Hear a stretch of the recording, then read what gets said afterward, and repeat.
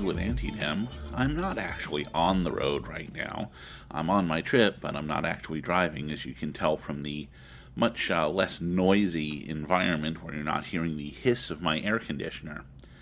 I am in my room on Fremont Street in lovely Las Vegas, Nevada, where I'm spending a few days along my way. I always like coming to Las Vegas. It's my kind of town. I love Las Vegas, and if you've never been here, you should come here and you should see what it's all about. But I'm not here to talk to you about buffet dinners or drinks with strippers or anything like that. No, there's actually something I wanted to talk to you about that has a philosophical edge to it. You see, the thing about Las Vegas is the ultimate libertarian town. And I mean that in every possible good way and also in every possible bad way. So I thought I might talk about that a little bit and how this town reflects the ideas on which it was established and on which it runs. So one thing you got to understand about Vegas is very haphazard. There doesn't seem to be any real planning to it at all. Things are just sort of all over the place. There's no consistency to it. Some things you'd expect to be everywhere are only a few places in the city. Some things don't exist at all. And there are just some weird inconsistencies in how this town looks, how it's laid out, how it's operated, that really, I think, say a lot about what libertarianism looks like in action. So let's talk about that a little bit. Now, people will debate, what exactly is the Strip? The Strip is some portion of Las Vegas Boulevard. And people pretty much agree that it starts at the Mandalay Bay Hotel, and then it goes north, well, depends who you're talking to. Some people say to the Venetian, some people say to the Stratosphere, some people would say it goes all the way up to Fremont Street. Me, I would say, it probably goes to Fashion Show Mall, thereabouts. But one thing you'll notice is that first really dense part of the Strip, just north of Mandalay Bay, that's pretty well filled in. But the more north you get, and by the way, the Strip ends very abruptly at Mandalay Bay. You get past that and there's like nothing. There's the airport on the other side of the street, and then it just stops. But going north, it's questionable where it really ends. But it certainly, the haphazardness starts showing through. There's a lot of beautiful stuff on the Strip. And there's also a lot of ugly stuff and a lot of junky stuff. I mean, billion-dollar hotels like the Wynn will be right across the street from some awful-looking empty lot. And it really is. It's just this dumpy-looking desert, empty, dusty, flat, crappy-looking empty lot with nothing in it. Nobody even made any attempt to make it look like a park, to put grass in there, anything. And just up the street from it is this really sleazy souvenir store. And you find that a lot on the Strip. You find these big, expensive, very luxurious hotels that are right next to, scary-looking liquor stores that look like something straight out of some ghetto somewhere, cheap tchotchke shops, just greasy fast food restaurants. And you look at it and you're like, who put any thought into this? It's not like Washington, D.C. Washington, D.C. is a little bit different, because there you will have good neighborhoods right next to ghettos. But that's because of what population moved in where, what demographic managed to get into what area for some reason or another. It's not as if that's a function of how Washington was laid out as a city. Vegas just suffers from this weird lack of planning. You'll have the billion-dollar hotels ringed by rundown, scary dumps, which are ringed by really nice-looking residential neighborhoods, which are ringed by industry and shipping and all that, which is ringed by a vast, huge desert. Now, I don't know about you, but none of that sounds logical to me. It doesn't sound like anything was placed anywhere with any real thought to it.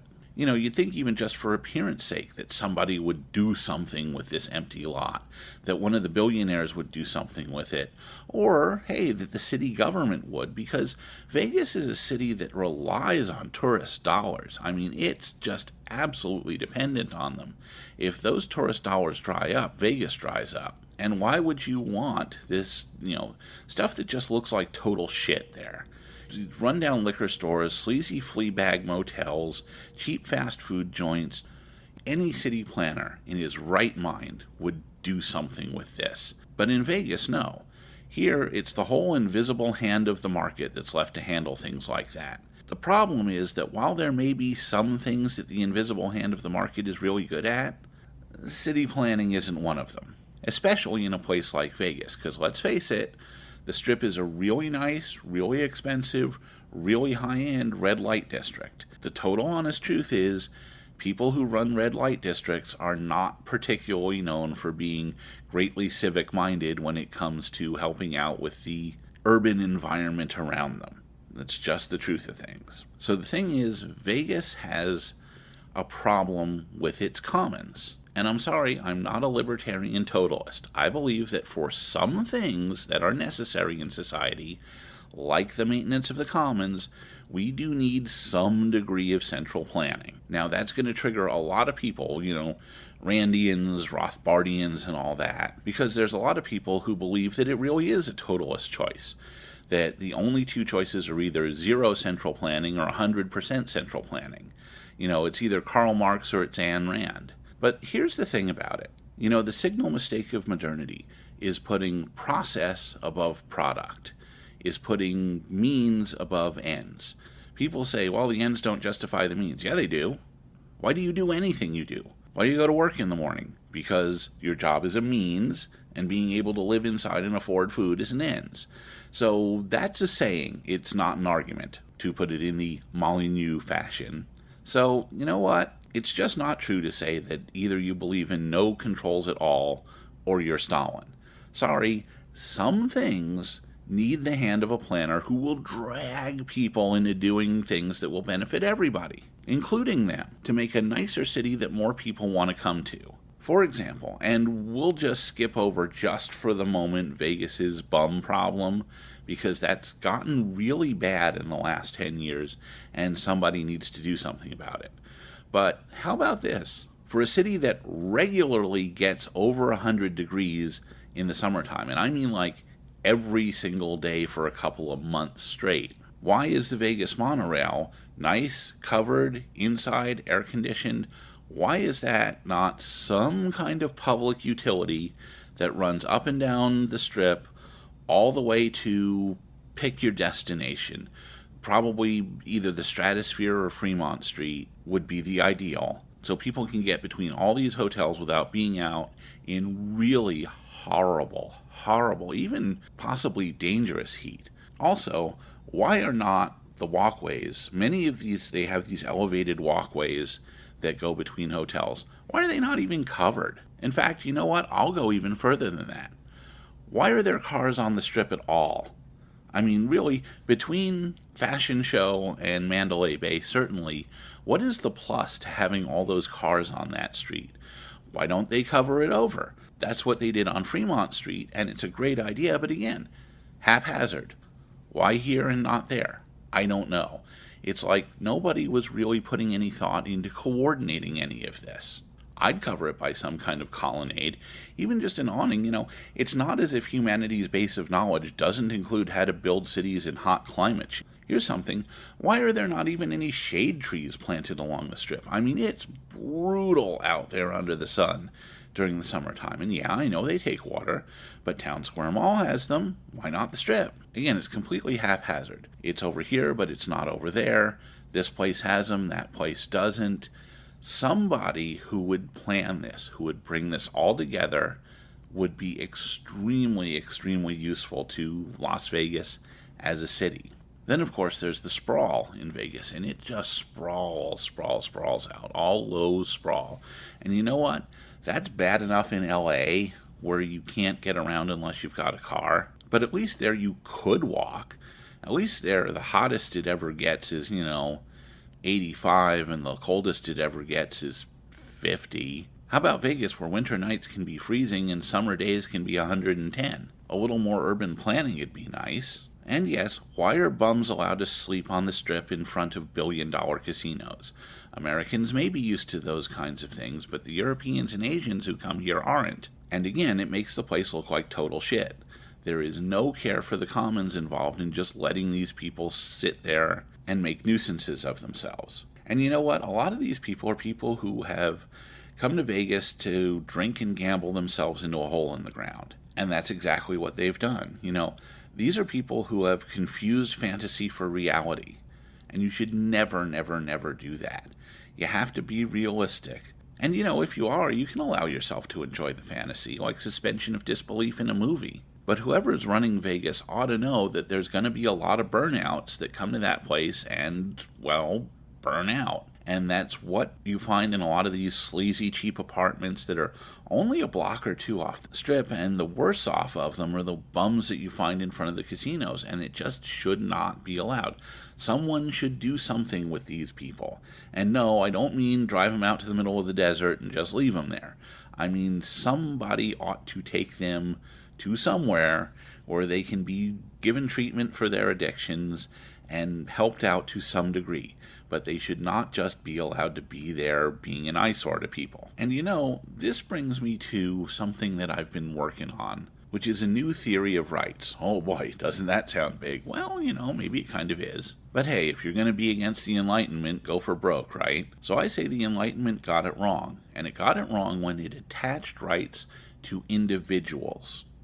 Individual rights, human rights. You have the right to this and that. But how about this idea?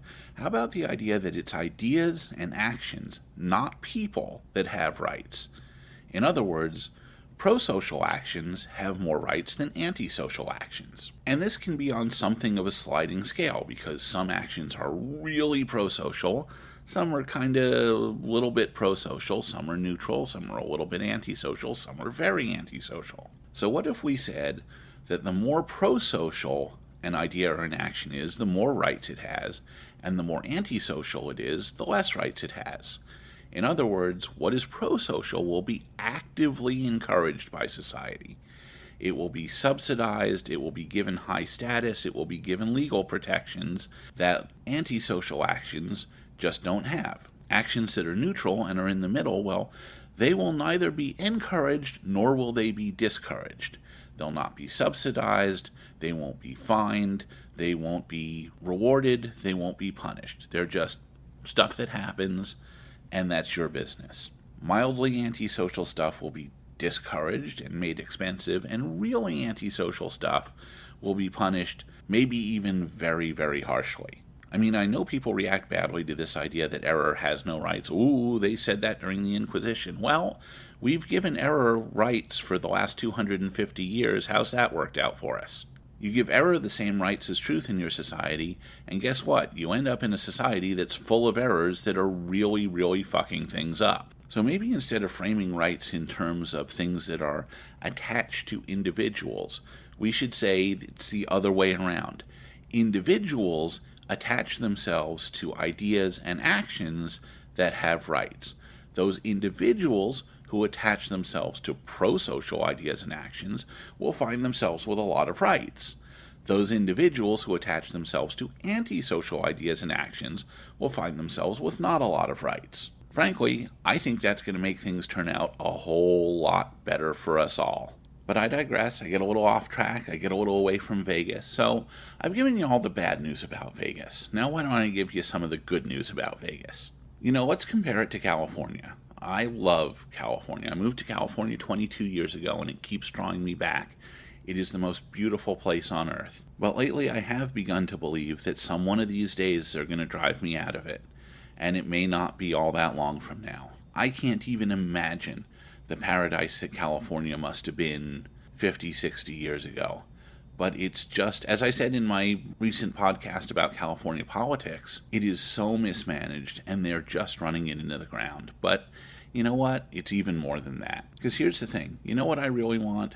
I mean, yeah, of course, I want, throne and altar, the Great Restoration and all that. That's all wonderful. But, setting my horizons close, in the end, and certainly in the immediate future, all I really want is a government that's going to treat me like a grown-up. Not one that's going to nanny me over everything.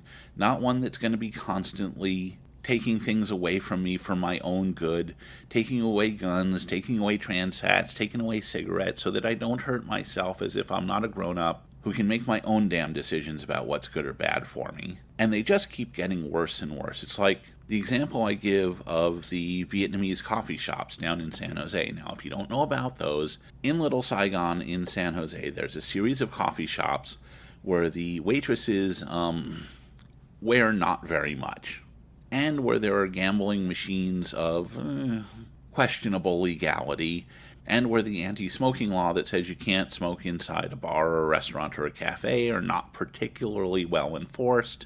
And all of this used to be even more true. The girls used to wear even less than they do now, and people used to smoke and gamble even more than they do now. But it all came crashing down when the San Jose Police Department started raiding the places. And I'm no apologist for vice, don't get me wrong, but I am saying that of all the things that are going down in San Jose that you could possibly direct some police attention towards, half-naked coffee waitresses and people smoking of their own accord are not particularly what I would see as high priorities. And not only that, East Asian neighborhoods used to be left to be pretty self-governing. As long as nobody harassed the tourists and there weren't shootouts in the streets, the cops used to pretty much leave them alone, and now they don't. They've started overstepping boundaries. And by the way, it isn't even just the cops. The whole thing with the Vietnamese coffee shops getting cracked down on started when some idiot filmed the girls with his cell phone camera. His wife ended up finding the video. She complained to Madison Nguyen, who was then a city councilwoman. Madison Nguyen complained to the cops, and the cops cracked down on the coffee shops. And it just all seems very nanny state. Very safe space, very, we're going to make you behave no matter what. And Nevada isn't like that, and certainly Vegas isn't like that. Now, obviously I can't morally approve of all the vices that go on in Nevada or in Vegas in particular, and I don't. There's many of them that I probably wouldn't allow if I were in charge of things. But at least it leans towards the non-tyranny end of the anarcho-tyranny that we find ourselves surrounded with. I mean, let's face it, we live in an age where there are people who are plainly above the law and beneath the law. If you're Hillary Clinton or if you're a Wall Street banker, you are clearly above the law in this country. And if you're some illegal immigrant working for below minimum wage, then both you and your employer are clearly beneath the law in this country. And frankly, it's the white working and middle classes full of sober, mature adults who find themselves being the only suckers left obeying the rules. People are getting sick of this, and I think that's a lot of what's driving Trump's popularity, especially with that group of people. But for me, yes, I want Throne and Altar, but for the moment, I'll take a government that arrests muggers, molesters, and car thieves, and otherwise just leaves me the hell alone. How about that? A government that treats me like a grown-up and leaves me alone when I do things that don't hurt anybody else. And that's what's great about Las Vegas. You come there, you can drink on the Strip, you can drink on Fremont Street. Not that you'd probably want to if you weren't a tourist, if you actually lived there. But there's basically no gun laws there, there's low taxes, and if you're not bothering anyone, you're pretty much going to be left alone. The way things are going now, sounds like a good deal to me. So who knows? Nevada's on my list of places that I may end up some one of these days. Certainly, I'm at least keeping my eye on the situation in California and really starting to think of when it might be time to bug on out. But if you come here as a tourist, and everyone should come to Vegas, just enjoy it. You'll love it. Yes, the Viva Las Vegas, Vegas that Elvis sung about, well, it's kind of an illusion. You get a block off the Strip and it melts away. But again, you know what? You can enjoy illusions, long as you keep them in perspective. So come here, enjoy the illusion, have fun, get a little drunker than you normally will, lose a little money, go see a show, and really marvel at a place that could only exist in this time. A whole city dedicated to pleasure and subsisting on the excess wealth of the people of an empire at its absolute height. I don't know if there will be some manner of city where Las Vegas is 100 years from now, 500 years from now, 1,000 years from now. If there is, it is very unlikely to be anything like what it is today, and people will absolutely marvel at what it once was. So come and see the marvel while it's still here. That's what I'm doing, but I'm packing up and leaving tomorrow, so I'm going to get back in my car and back on the highway, and once I do that, I'll start recording again. So folks, I'll see you a little down the road.